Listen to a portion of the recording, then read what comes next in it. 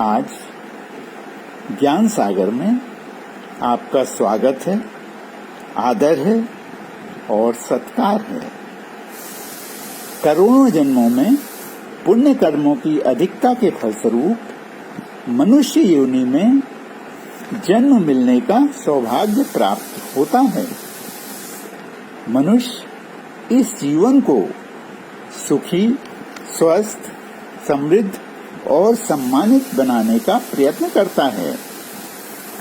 मनुष्य अपने अगले जन्मों के प्रारब्ध का निर्माण अपने पुरुषार्थ द्वारा इस जन्म में करता है। सारी कामनाओं को शास्त्रों में 4 विभागों में विभाजित किया गया है, जिन्हें हम 4 पुरुषार्थ कहते हैं।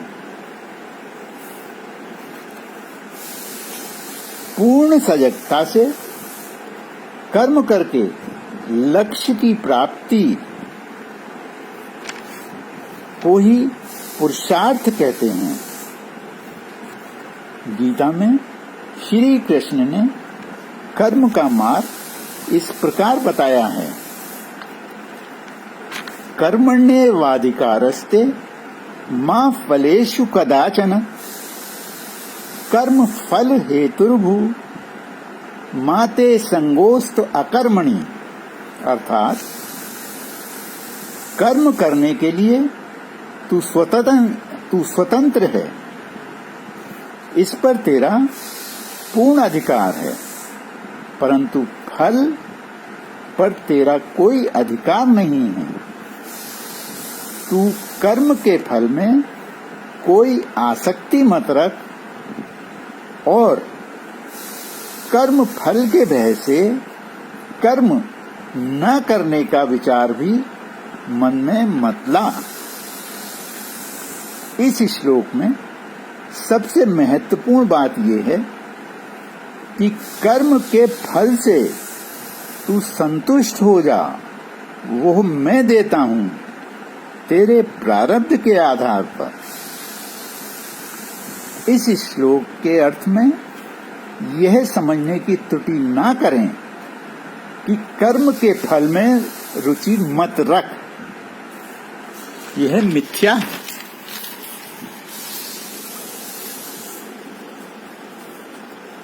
अब हम 4 पुरुषार्थ के विषय में चर्चा करेंगे।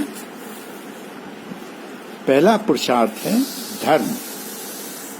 यहाँ धर्म से तात्पर्य हिंदू, सिख, ईसाई या इस्लाम से नहीं है।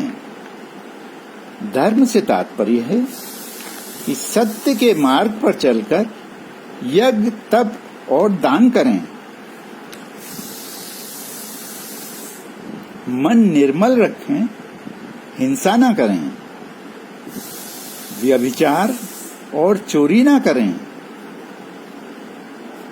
पर पीड़ा को महसूस करें।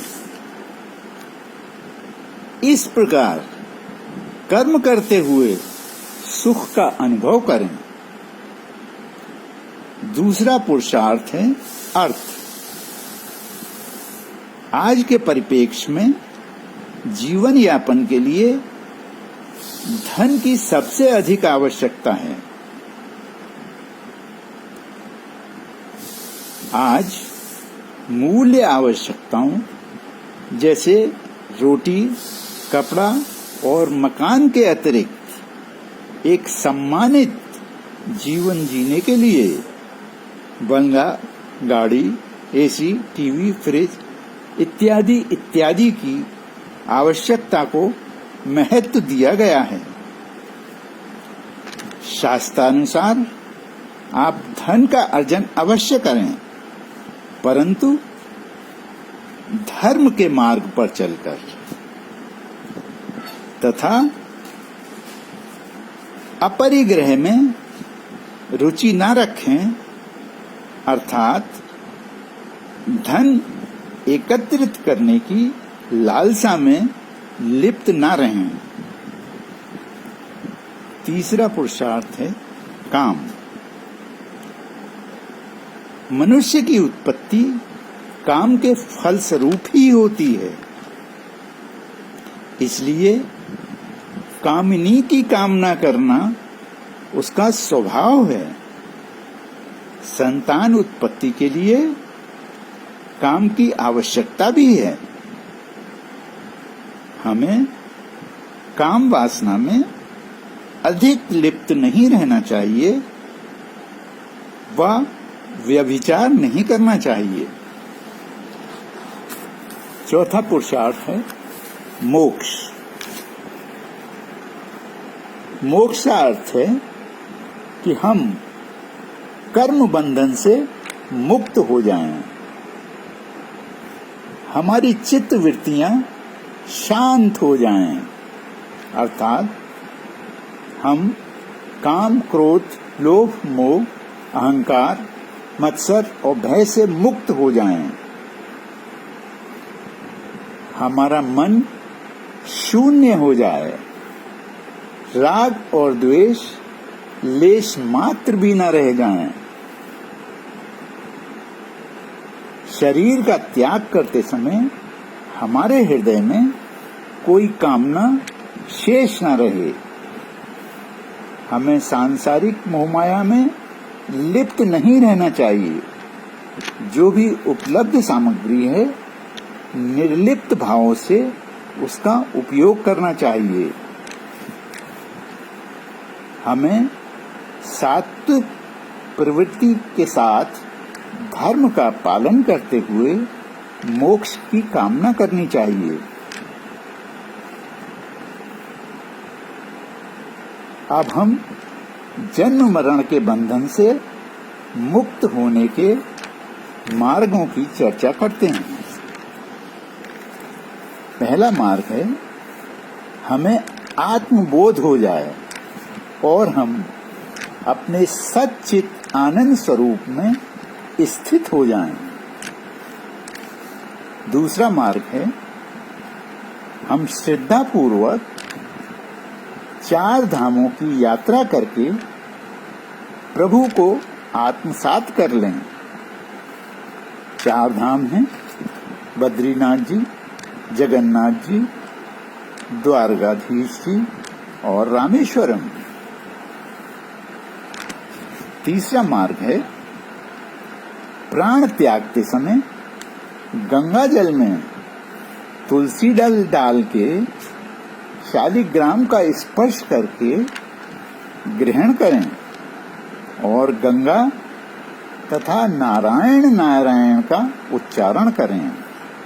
यह विधि गरुड़ पुराण में बताई गई है। धर्म और मोक्ष के लिए हमें सतत पुरुषार्थ करना चाहिए। अर्थ और काम की प्राप्ति हमें प्रारब्ध के आधार पर होती है।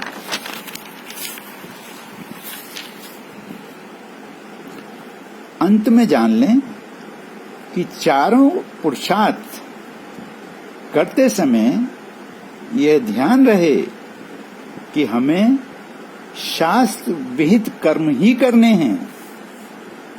दंड संहिता में जिन कर्मों के लिए दंड का प्राविधान है उनको बिल्कुल नहीं करना है।